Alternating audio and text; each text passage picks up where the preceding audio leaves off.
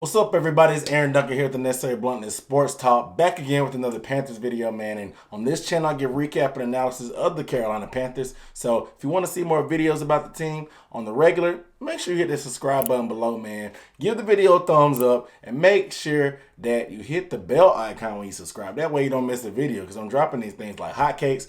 And I'm bringing the most insight that you probably hadn't thought of, man. So make sure you hit the subscribe button and stay tuned. But today we're getting into the Week 15 news for this Panthers team. They're just coming off a loss, of course, to the Seattle Seahawks, and it ended up being a lot closer than we thought it was going to be. You know what I'm saying? We were down pretty heavy, 20-10 at one point, but the defense kind of played a little more sturdy in the second half and finally got a few stops, even though they struggled against the run. But again, it was the turnovers by Kyle Allen that really cost this team the game. But we're not going to get into the recap of the game. We're going to get into the news around this team, man. The number one thing about that I've seen on Twitter before we get into the biggest headline is the playing time of our first-round pick, Brian Burns. So a lot of people had a lot of issue. If you look at the snap counts for the team, Brian Burns only registered 7 defensive snaps. He did play a lot of special team snaps, which is something they put him in on recently because of his speed, but he hasn't really been able to be on the field much for the defense. And we know that he started hot and was a possible defensive rookie of the year candidate with the amount of sacks that he was getting, even in the spare time that he was playing. Because remember, he started out the season as a starter when Bruce Irvin had his hurt hamstring. Once Bruce Irvin came back, they kind of gave him the Carolina Panthers veteran priority treatment where the veteran automatically gets to play more, even though the rookie has been actually making plays. And I understood it at first because Bruce Irvin does have a lot more experience playing the 3-4, and he's a little bit bigger, so he's stouter against the run. And Brian Burns is only 250 pounds, and even though he can get out to the quarterback, I've seen him get buried multiple times in the running game. Buried and put into the ground, pancaked many times on multiple run plays. But the Seahawks are definitely a running team, and I understand what the Panthers were thinking. According to Perry Fuel, he thought it was a matchup thing more than just a problem with Brian Burns because Brian Burns, remember, he did have that hot start, and remember against Houston, he ended up breaking his wrist as he got mad about missing a sack or missing a punt or something. He ended up breaking his wrist, ended up having wrist surgery during the bye, and it took him a little time to recover from it. However, he seems to be 100% healthy, so that's not affecting his playing time. But I know it did take him some time to get back used to things because as a defensive end, you use your hands a lot. So being able to take pain and being able to play with the club on your wrist we're recovering from that wrist surgery can take a toll. So I understand that there were some rookie year struggles or that rookie wall that people like to say. However, it seems like now with the season pretty much being a wrap, you want to get the young guys involved to get them experience, good, bad, or indifferent. You know what I'm saying? We're not really in the interest of winning games. Winning games don't really do anything for us at this point. You want to get a look and get experience for these guys. And like I said, with Brian Burns being our future and our first-round pick from this year, it's starting out so hot. You want to get him on the field as much as possible. So it's really mind-boggling why he only got 7 snaps. 7 snaps? You know what I'm saying? And a lot of times that Russell Wilson had a lot of time to throw, or even that last play where he completed, it would seem like having a DN with a good motor that can get after a guy that likes to scramble around comes in handy because we've seen a lot of Brian Burns sacks does come on quarterbacks trying to scramble. So it really makes you scratch your head. But listen, this is the interim coaching staff. You never know what they're actually talking about or going through. You don't know what's going on behind closed doors. Regardless, I would like to see Brian Burns play a lot more down the stretch in these final 2 games. Like I said, what do we have to lose? Speaking of getting the young guys involved down the stretch, it was rumored to come out today that Will Grier will be expected to be the starter come Sunday against the Indianapolis Colts, and Kyle Allen will be going to the bench after another 3-interception performance. Kyle Allen has tied for the league lead in the most 3+ interceptions performances with Jameis Winston. And that's not good company you want to be in, regardless of how Jameis has been playing lately down the stretch. And if you've been following me and subscribed to me, you saw my video where I talked about Kyle Allen needing to probably be benched down the stretch because even though we were still statistically in the playoff hunt, there's not a chance we were going to win with the amount of schedule we had. So I thought it was a good time to go ahead and get Will Grier in. The coaching staff, whether it was Ron Rivera or the interim coach, swore up and down that Will Grier was not ready and they wanted to protect him. Why they wanted to protect him when we really have nothing to lose and we have a quarterback controversy anyway probably going forward with whether we bring back Cam Newton or not, or do we pay Cam Newton or not, or do we actually need to bring Kyle Allen back as the backup, or will Will Grier actually be good enough to be the backup?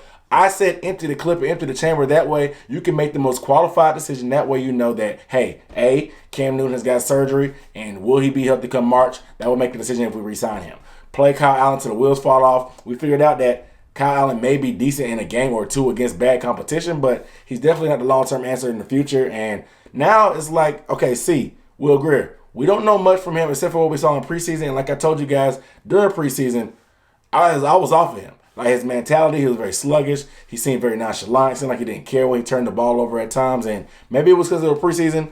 Maybe it was because that's just his mentality. I don't like that in the quarterback. It's been a very weird day because Perry Fewell had his post-game press conference yesterday, and today, after watching the film, he had another press conference, and the media really peppered him with questions about the quarterback situation. And he wasn't really too forthcoming, but for the first time, he did actually leave it open. Because in the past few weeks, even with Ron Rivera, they were asking, will Kyle Allen start? Will Cam Newton start? And after a while, Ron Rivera just started coming out, being the first thing he would say is, Kyle Allen is a starter. Kyle Allen is a starter. Kyle Allen is a starter. This time was the first time all year that it had actually been open for debate that Kyle Allen may not be the starter come Sunday. And there was a lot of speculation. According to Perry Fewell, he said the team would make the decision on Wednesday. But even an hour after the press conference was over, news on Twitter leaked from Ian Rappaport. Take it what you want because Ian Rappaport has been wrong before. I don't believe anything personally from him. I don't believe anything unless it comes from Adam Schefter. But Ian Rappaport, he just seems to be a Carolina hater. This is the same guy that has been writing Cam Newton's obituary since day one, even though the Panthers team has not said a thing. This is also the same guy that said Cam Newton will be returning after the bye week from his injury when we know how that went. Cam was been put on IR and out for the season. So he's definitely been wrong before, but take it where you want to. He said that he has heard that Will Grier is expected to start. I think it's long overdue, so I'm going to put a little bit of faith into it. But I would definitely wait till Wednesday to confirm. But nevertheless, we can really discuss this because it's about dang time. Like, we got to at least find out what this guy is. Everybody's like, we want to protect him and develop him the old school way like most quarterbacks used to do. Oh, Aaron Rodgers sat on the bench for a few years and he looked good. Or Patrick Mahomes, he sat on the bench and he ended up developing to a good quarterback. That's well and good. But we're not either one of those situations, you know what I'm saying? Where the house is on fire, Kyle Allen has been throwing a ton of interceptions. He has 21 turnovers since week 4. That is a lot of turnovers. That's 11 weeks, 21 turnovers. That's almost 2 turnovers a game. You know what I'm saying? It's hard to win football games, regardless if you have the most productive running back in the backfield in Christian McCaffrey. And it's not just been that the fumbles that he had or the interception, it's just been the place. Sometimes they're in the red zone. Sometimes he's forcing stuff. Sometimes he's late on stuff. Sometimes he's missing reads. You know what I'm saying? Like,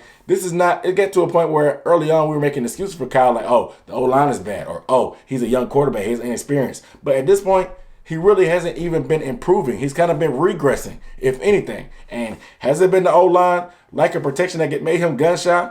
Probably. But if you're going to be the Panthers starting quarterback, apparently you have to be able to get used to bad protection because that's what Cam Newton said to put up with his whole career. You know what I'm saying? But even yesterday, he actually had pretty good protection from our offensive line and still turned the ball over 3 times. So that was kind of had to be the straw that broke the camel's back. And what else do we have to lose? You know, we have the Colts next week, then the Saints after that.